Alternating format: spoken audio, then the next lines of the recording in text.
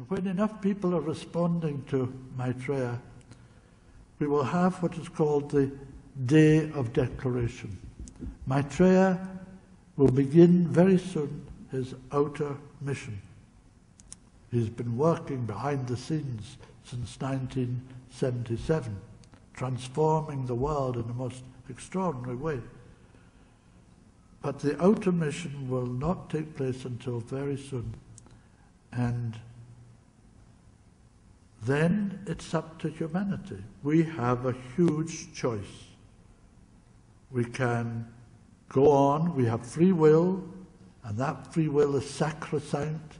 The masters will never infringe our free will.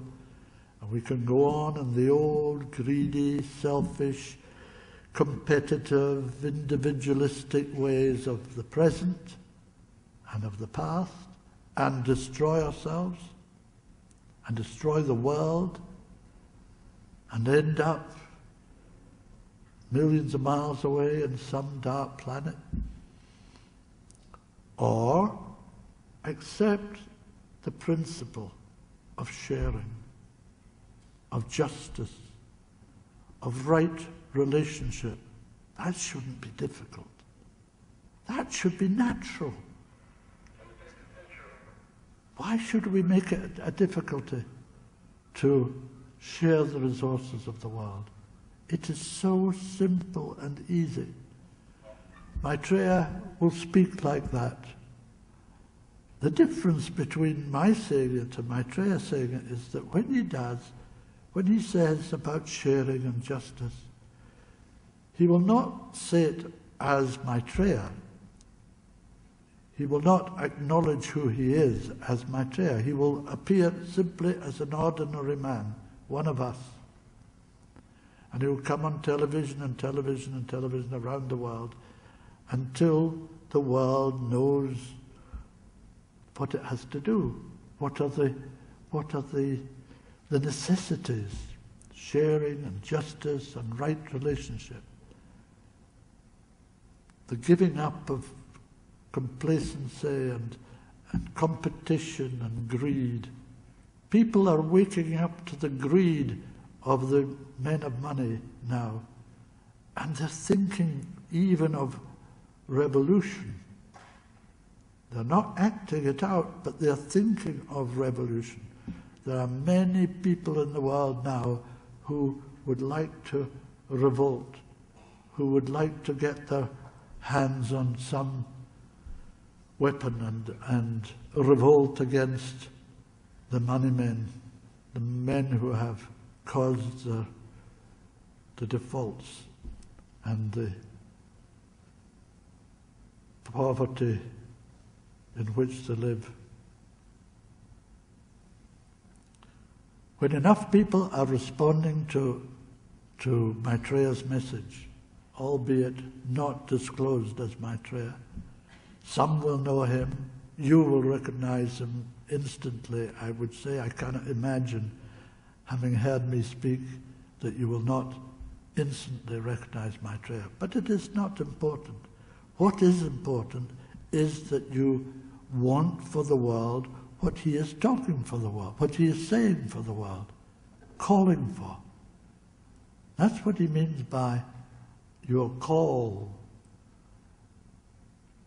He is calling us to serve him and to serve the world, because through him the world can be transformed. And he sees that humanity one day will be ready. The time is up to us, how quickly it takes us to change, to accept the principle of sharing, create justice in the world, and end war forever and ever. When that has happened, he will be called on by all the nations. All the peoples of the world will say they want to hear this man speak to everybody. Say, he must be the Christ, he must be the Imam Mahdi, he must be Maitreya Buddha, he must be Krishna, he must be, he's not ordinary. He's not just a wise man, He is something extraordinary.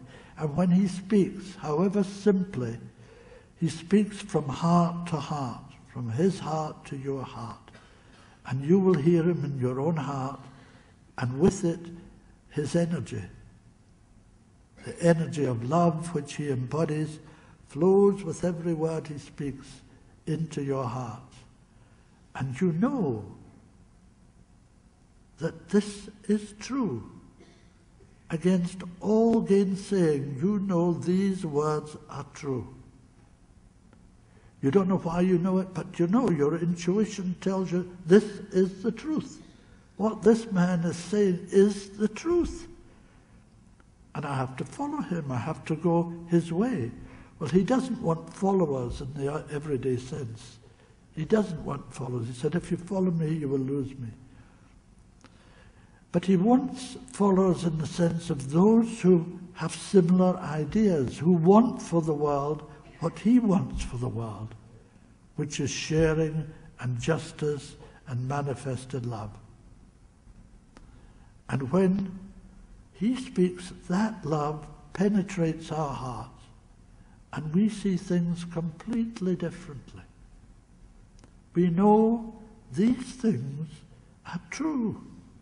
Not something that's just a good idea, but so unlikely ever to be a fact.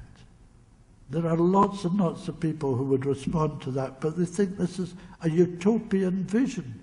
There's nothing utopian about it. It's the future.